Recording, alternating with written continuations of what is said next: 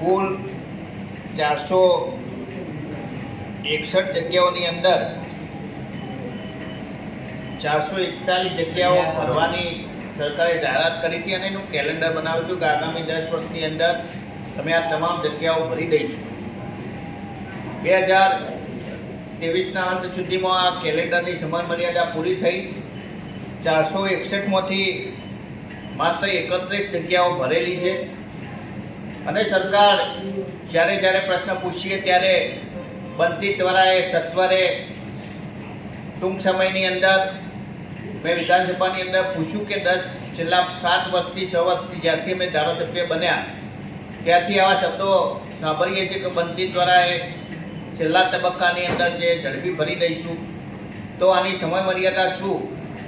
10 વર્ષની અંદર પણ તમે વેટરનરી ડૉક્ટર ક્લાસ 2ની જગ્યા ના ભરતા હોય